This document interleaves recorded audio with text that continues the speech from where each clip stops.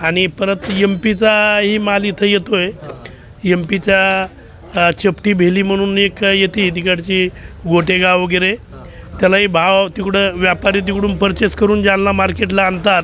हा गुळाचा जास्तीत जास्त वापर कशासाठी होतो जो समजा या गुळाचा जो वापर आहे हा खाण्यासाठी जातो, याच्यातला 40-50% आणि काही लाडूला जातो। सध्या हिवाळ्यात थंडीचे दिवस आहे, थंडी मोठ्या प्रमाणात आहे म्हणून लाडू काही भागामध्ये लाडूसाठी गुळाची विक्री फार मोठी होते। नमस्कार मंडळी, कसे आहात? स्वागत आहे तुमचं पुन्हा एकदा पीक पाणी या प्लॅटफॉर्ममध्ये। बघू शकता तुम्ही या ठिकाणी गाडीतून गुळाच्या भेल्या उतरणं चालू आहे व हाराशी बी चालू झाली या ठिकाणी गुळाची। लाल गुळ आहे, गुळाची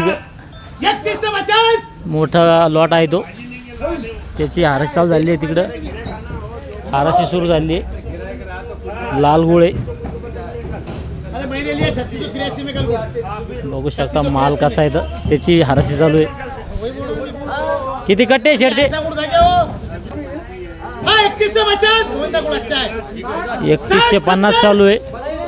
3290 चालू आहे। 3290 ला लॉट टिकलेला आहे तो पूर्ण।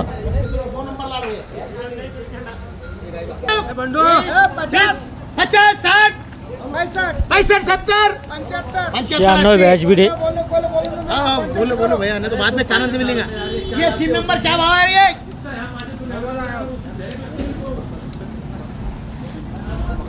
3190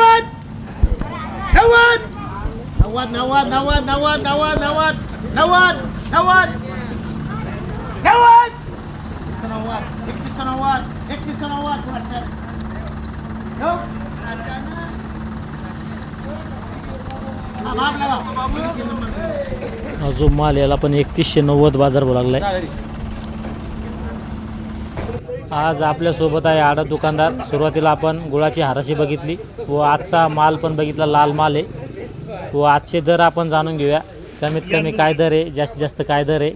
आपल्या सोबत आहे आडत दुकानदार, त्यांच्याकडून जाणून घेऊया सविस्तर माहिती। आज रोजी जालना बाजार समितीला किती डागाची आवक आहे गुळाची?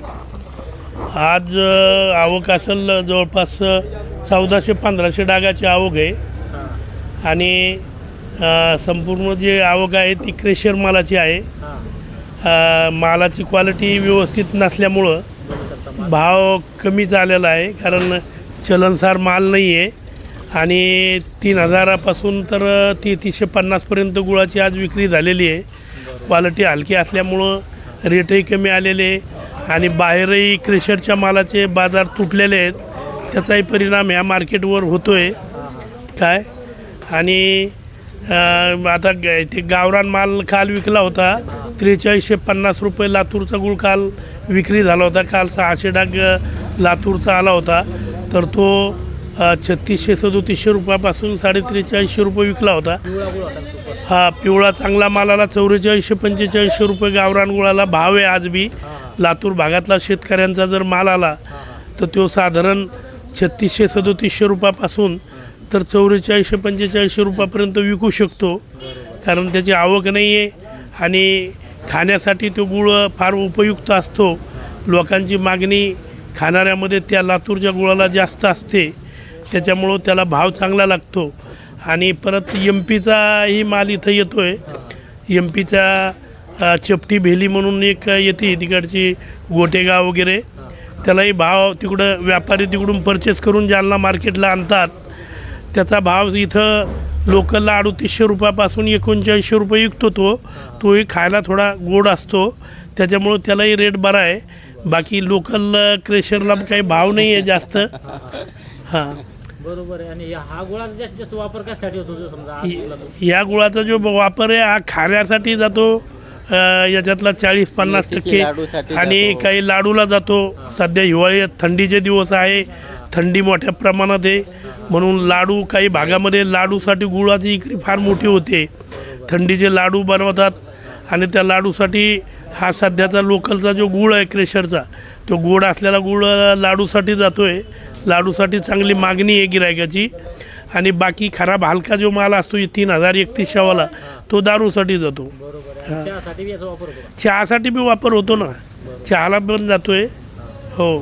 पुढच्या हप्त्यात 150-200 आता- रुपये वाढण्याचा अंदाजे म्हणा संक्रांतमुळे. जे भावने ट्रेडरचे मालक सर्व गोविंद सराटे यांनी आपलं थोडक्यात खूप छानपैकी माहिती दिली. कमीत कमी काय दर हा. आहे, जास्तीत जास्त काय दर आहे. हे खरेदीदार संदीप लाठी यांची हो. मुलाखत घ्या. चल बोला तुम्ही. आपलं मोठे खरेदीदार आहे त्यांच्याकडून जाणून घेऊया आपण थोडक्यात भविष्यात काय दर राहील गुळाची आहे. एक 15 दिवसानं 150-200 रुपये वाढण्याची शक्यता आहे. संक्रांतची फुल गिरायकी राहती, हा. त्या हिशोबानं तिळचे लाडूसाठी, मेथीच्या लाडूसाठी 150 ते 200 रुपये दर वाढणार आहे. सगळ्याच मालामध्ये. सगळ्या मालामध्ये चांगल्या मालाची मागणी जास्त आहे सध्या. बरोबर आहे. हां, चालतं. या ठिकाणी मोठे थँक्यू, धन्यवाद. धन्यवाद. त्यांनी बी आपलं थोडक्यात सांगितलं की 200-300 रुपये वाढू शकते एक संक्रांतीनंतर. चालतं. संक्रांतीच्या अगोदर चालतं. या व्हिडिओमध्ये थांबा पण. जय जवान जय किसान.